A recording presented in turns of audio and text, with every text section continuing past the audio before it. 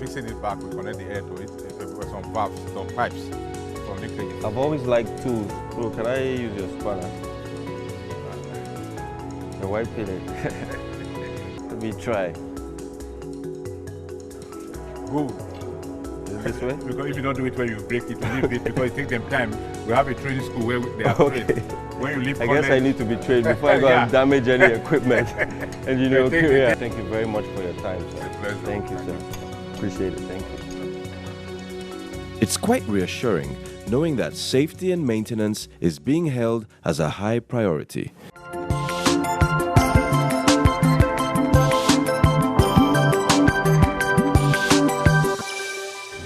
Back when Nigeria was still under colonial rule, Lord Lugard, who was the Governor General of Nigeria at the time, did something very profound, or let's just say, interesting. He built his office right here, beside the Nigerian Railway Corporation, whose general manager actually served as the de facto Governor General anytime Lord Lugard was not in town. Fast forward over 100 years, and Engineer Sijuade is doing everything he can to bring back the glory and grace of the corporation.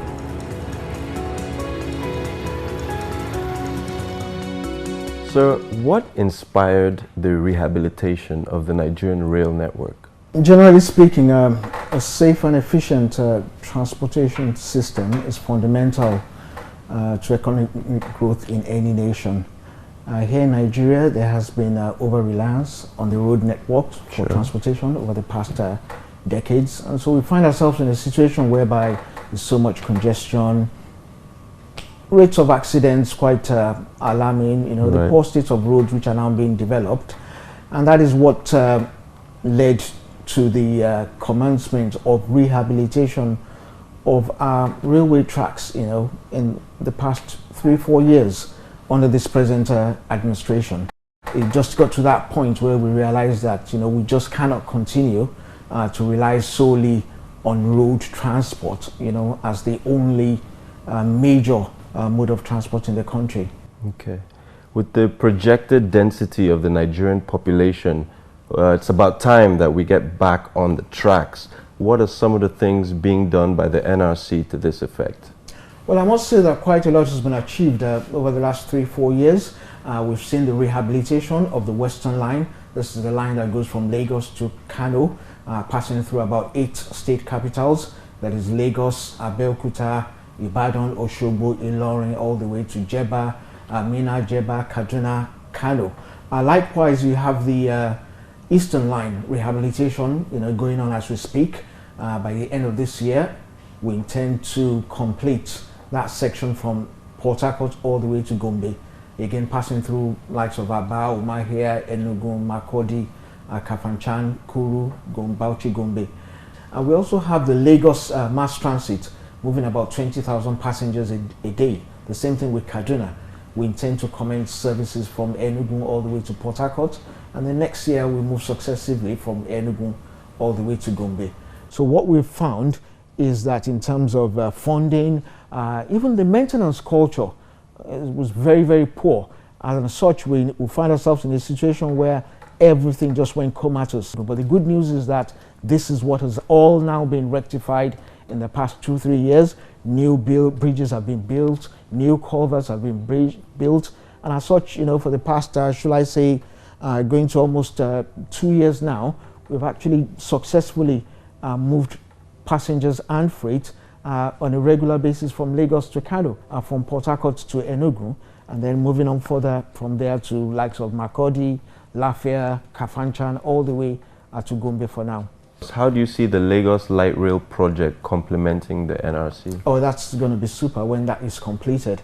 I mean, we have what NRC is really all about in the main is movement of passengers over long distances. So what we are trying to encourage is to have state capitals, you know, actually constructing their light rail. Abuja Light Rail is going on. That's being done by the FCT, and like you said, Lagos Light Rail. And so what this does is that, you know, you have hubs.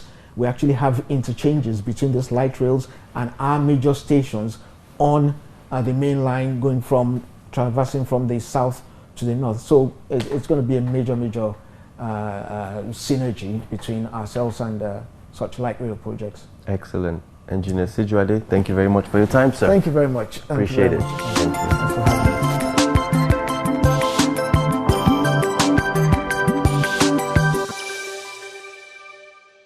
One hand, they say, washes the other.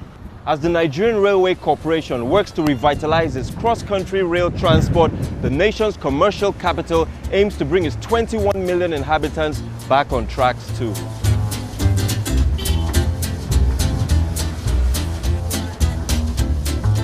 I'm here to meet with the MD of Lamata, Dr. Dayo Moberiola, to find out more about the Lagos Light Rail project.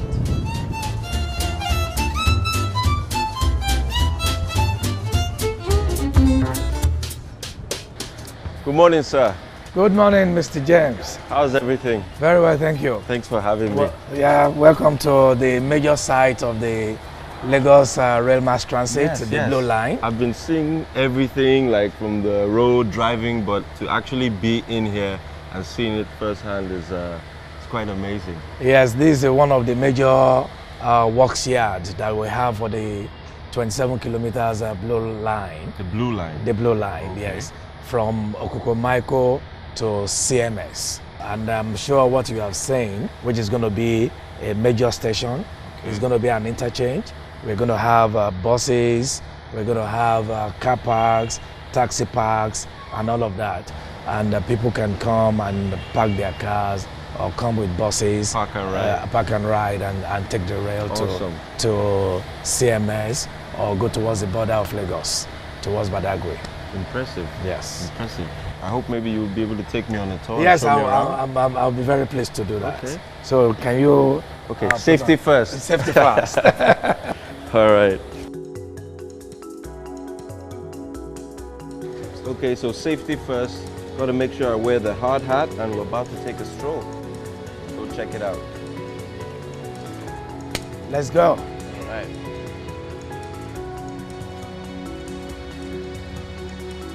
The construction started in 2009, and like all major rail projects in the world, so not just in Nigeria alone, it's been done in phases. Okay. So, and what we did is to start this phase, which is from mile 2 to National Theatre as first phase. Which is where we are now, the National Theatre. This is National Theatre. So these are 4 stations from mile 2 to National Theatre. And then I will show you when we get up. You can see the construction going on to the CMS. I've also started. Okay. So we're going eastward first, and then after that we go towards the border of Lagos, Okukomaiko, towards the Badagry. So are there any plans on going from Marina, which is, I guess, downtown Lagos, yes, towards the Lekki axis of the state? Yes, you have just prompted me to talk about the master plan. Okay. We have the transport master plan for Lagos. Included in that is the fact that we have 7 rail lines for Lagos State. The Blue Line, where we are, is one of the 7, and we have the other 6. One going to Lekki, towards the Free Trade Zone, Lekki Airport, Lekki Seaport. That is the Green Line, and that would join from CMS, go all the way to Lekki. So we have that Green Line as well planned.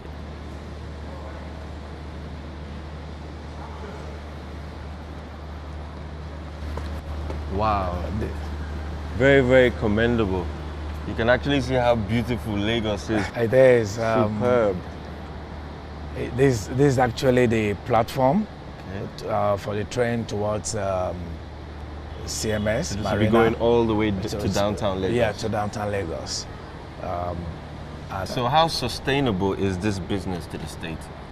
From our forecast as well, we believe so much that rail system, this particular rail system in Lagos, would be the second rail system that's going to be profitable in the world after Hong Kong. Is that so? Yes. I'll tell you. Even after the very famous British Underground? The British Underground is not profitable. It's been subsidized by the state. But this one is going to, the cost of operating it is going to be covered by the box fare and advertising and all manners of things. We are sure from our own analysis.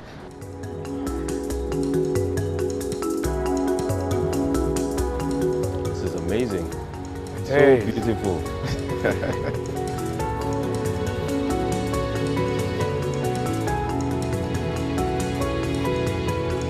Careful, this is actually the tracks.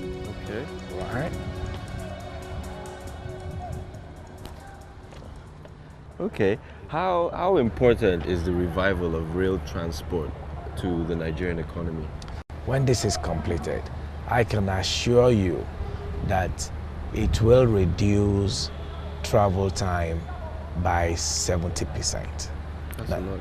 That's a lot. And people that are coming from the border of Lagos, from Okukumaiko, Lasu, Ijaniki, all of those places, who are going to work on Lagos, in Lagos Island, who used to wake up at 5 o'clock, 6 o'clock, and they still not get to the office at 10 o'clock. And then don't get back home till about midnight or 11. So all of that will stop.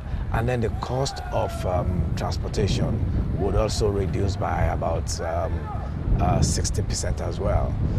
So all of that means that you now have possibilities of expanding the economy of the state. You can, is going to, and we also have, we are sure that it's going to generate employment. As it were, the construction alone so far has generated about 15,000 employment. And how long before I can expect to take my first ride? Well, I'm sure that we are going to start testing sometimes next year. We are going to get some trains in and start testing, because we need to ensure that the tracks are properly aligned. Sure. And safety, all the safety issues are put in place. So from next year, you will see some movement of train on the tracks. Excellent. I'm excited. So those are the things. And majorly, it will send the signal that Lagos is now and is continuously being a livable city, a lovely city where you can come and enjoy yourself. As they say in Yoruba, Eko ni baje. Eko ni baje, that is it.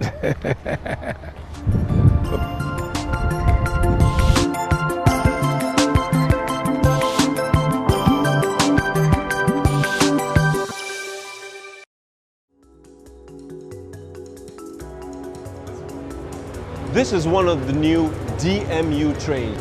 As the saying goes, where there's a will, there's a way.